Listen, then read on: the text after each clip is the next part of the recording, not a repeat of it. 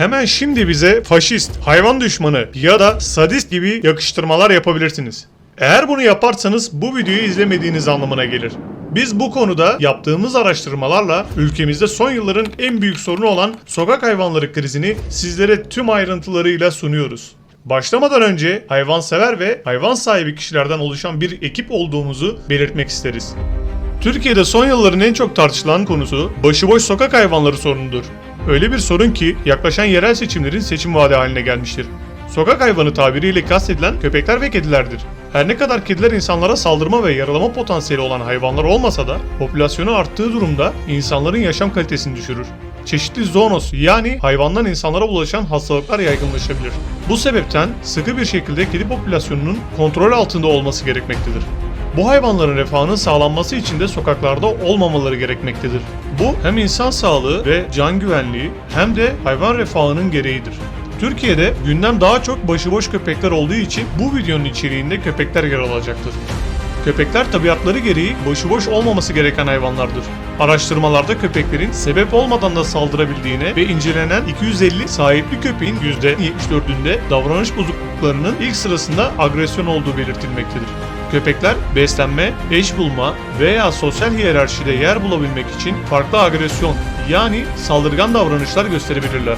1999 yılında yapılan başka bir araştırmada bölge koruması yapan sürü köpeklerin herhangi bir sebep olmadan insanlara, kedilere, diğer hayvanlara, arabalara, bisiklet ve motosikletlere, kısaca canlı cansız hareket eden her şeye saldırabileceği ifade edilmektedir.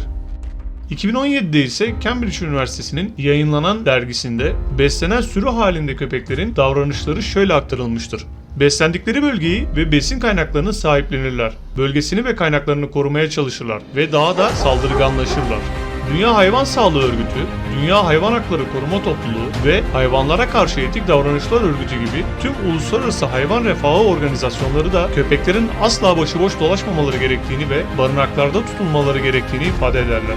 Köpeklerin başıboşluğu tarihin hiçbir döneminde normalleştirilmiş bir olgu değildir. Bugün yaşam standartları açısından örnek gösterilen hiçbir ülkede başıboş köpek yoktur. Çok nadiren evden kaçmış veya terk edilmiş köpeklere denk gelinebilir. Bu durum zaten o ülkelerde anormal karşılandığı için hemen hayvan kontrol ekiplerine haber verilir ve köpek barınağa götürülür. Birçok dünya ülkesinde olduğu gibi ülkemizde de yasalara göre sahipli köpekler tasma ile dolaştırılmak zorundadır ve herhangi bir zarar oluşursa sahibi bu zarardan mesul tutulur. Ancak Türkiye'de ihmal edilen, sokakta yaşayan ve kimsenin sorumluluğunu üstlenmediği bir başıboş köpek gerçekliği vardır. 1 Temmuz 2021 yılında resmi gazetede yayınlanan Danıştay ilamı ile yasama organları bu başıboş sahipsiz hayvanların zararından dolayı ilçe belediyesi, il belediyesi ve valiliği sorumlu tutmuştur. Yani yasama organına göre de başıboş köpeklerin insanlara zarar vermesi normal bir vaka olarak değerlendirilmemiş ve devlet kurumlarını bundan sorumlu tutmuştur.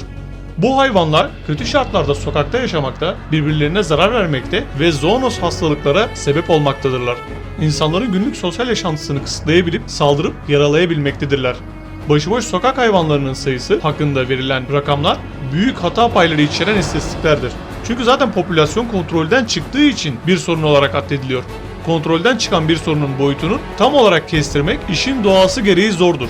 Fakat son olarak Cumhurbaşkanı Yardımcısı Cevdet Yılmaz'ın başkanlığında toplanan 4 bakanlığın 15 Aralık 2023 tarihinde açıkladığı çalışmasında ise 2.800.000 başıboş köpek olduğu belirtildi. İstatistiklere göre 2022'de 31 vatandaşımız, 2023'te 29 vatandaşımız, bu yıl ise 2 vatandaşımız bu sorun sebebiyle hayatını kaybetmiştir. Toplamda 62 kaybın 20'si çocuktur. Bu kayıplar sadece basına yansıyan vakalardır. Sokak hayvanlarından kaynaklı trafik kazaları ve kist hidatik benzeri hastalık sebebiyle ölümler dahil değildir. Kist hidatik hastalığı çoğunlukla karaciğer ve akciğeri tutan hayvan kökenli bir enfeksiyondur. Hastalıkla birlikte karın ağrısı, solunum sıkıntısı, akciğer enfeksiyonu, safra yolu tıkanması ve birçok rahatsızlık kendini gösterir. Bu enfeksiyon köpek gibi hayvanların dışkılarıyla ve bu hastalıkla enfekte hayvanların etlerinin yenmesiyle insana geçer.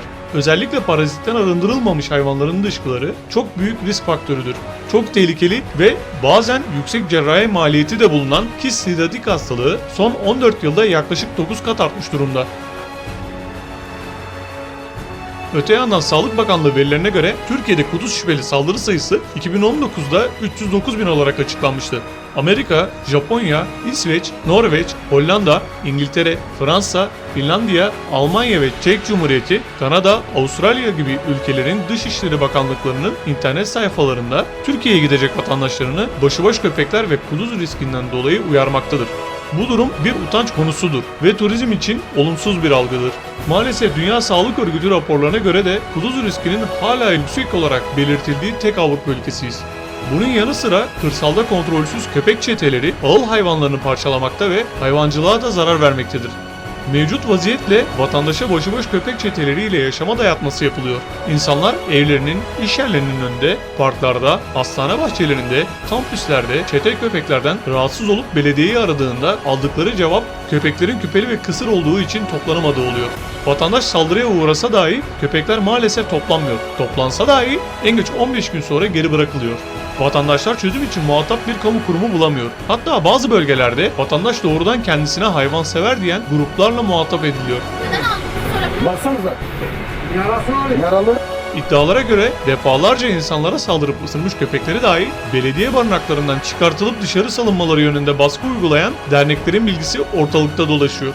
Yürürlükteki 5199 sayılı kanun temelde yakala, kısırlaştır, geri bırak ilkesi üzerine kurulmuştur. Ancak bu metotla tarihte bu sorunu çözen bir tek ülke örneği yoktur. Son 20 yılda deneyen iki ülkeye örnek verebiliriz. Hindistan. 1998'e kadar Hindistan'da başıboş köpek popülasyonunu yerel idarenin ötenazi uygulamalarıyla kontrol altına aldı. Ancak daha sonra hayvan hakları aktivistlerinin baskısıyla yakala, kısırlaştır, geri bırak yöntemini benimsedi. Bugün Hindistan'da köpek popülasyonu 35 milyona ulaşmış. Yıllık 20 bin kişi kuduzdan ölmekte ve kuduz temalı ısırılma vaka sayısı yıllık 17,5 milyon civarındadır. Bir diğer örnek ülke Tayvan. 2017 yılında yakala, kısırlaştır, geri bırak yöntemini uygulamaya başladı. Ancak son açıklanan verilere göre köpek popülasyonu bu uygulamaya geçildiği tarihten sonra %6'dan fazla arttı. Peki sizce herkes ve devletin mekanizmaları tarafından bilinen kriz haline gelmiş sorunun çözümü nasıl olmalıdır? Lütfen yorumlarda belirtmeyi ve kanalımıza abone olmayı unutmayın.